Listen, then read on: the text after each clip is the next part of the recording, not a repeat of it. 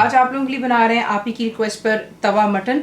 तो इसके लिए आपको चाहिए मटन। मैं आपको यहाँ पे यही कहूँगी कि आप इसको मटन में भी बना सकते हैं, बीफ में भी, और अगर आप चाहें तो बेबी लैम्ब भी इस्तेमाल कर सकते हैं। तो दैट्स मटन।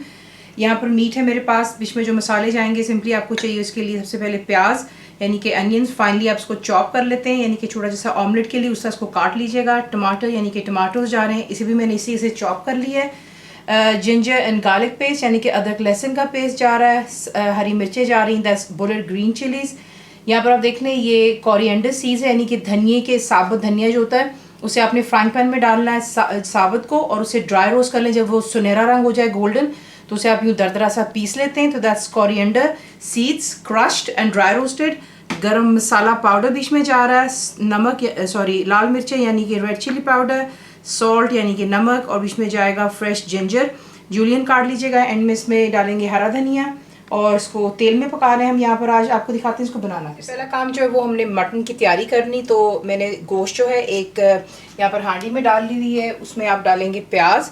बीच में भी कोई तेल अभी कुछ नहीं डाला, फिलहाल सिर्फ हमने गोश्त को कुक करना है क्योंकि आपको पता है मटन थोड़ा टाइम लेता है पकने में।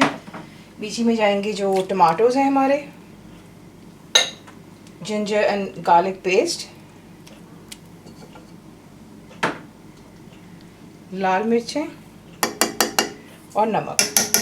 ये चला गई तमाम चीज़ें बीच में। उसके बाद अब इसमें ऐड करते हो पानी। इसे अच्छे से मिक्स कर लें और पहले आपने इसको हाई फ्लेम पर रखना है। जैसे इसमें जोश आएगा तब आप इसे कवर करेंगे और लो टू मीडियम पर रखकर तब तक को करेंगे जब तक कि तमाम पानी जो गोश्त भी छोड़ेगा और जो हमने ऐड किया है वो खुश्क हो जाना चाहिए और जो गोश्त है वो कम्प्लीटली कुक हो जाए। देख लें जो भी पानी था हमने जो डाला या गोश्त ने छोड़ा वो कम्प्लीटली ड्राई हो चुका हुआ है। और ये देख लें अब इसकी हमने यहाँ पे करनी भुनाई। तो इसमें आप बना सकते हैं इसको तेल में भी, जिस तरह आपका दिल चाहे। मैं देसी घी इस्तेमाल कर रही हूँ यहाँ पर। और इसे आपने फ्लेम हाई पे रखनी है और इसको अच्छी तरह पहले भून लें। अच्छी तरह आपने इसको देसी घी में हाई फ्लेम पर भूनना है। तकरीबन 1 से 2 मिनट दे दीजिएगा और बीच में चमचा हिलाते रहें। भून लेने के बाद यहाँ पर अब हम ऐड करेंगे जो कि हमारा रोस्टेड कोरिएंडर सीड्स है। थोड़ा सा मैं बिल्कुल छोड़ूंगी गार्निशिंग के लिए, बाकी इसी में डाल रहे हैं। इसमें जाएगी फ्रेश अदरक, थोड़ी सी छोड़ेंगे हम गार्निशिंग के लिए दोबारा।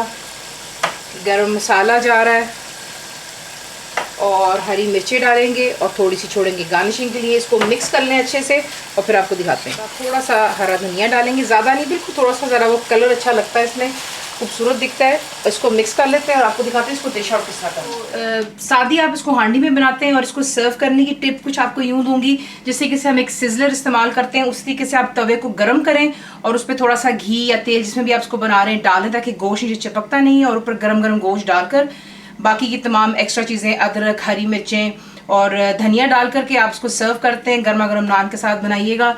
लिंक आपको नान का दोबारा दे दिया जाएगा। फुल रेसिपी के लिए आप जाएंगे मेरी वेबसाइट पे विच इज़ cook-with-faiza.net पर। बनाइए। आपको कैसा लगा दुआ में याद रखें and thank you for watching the video.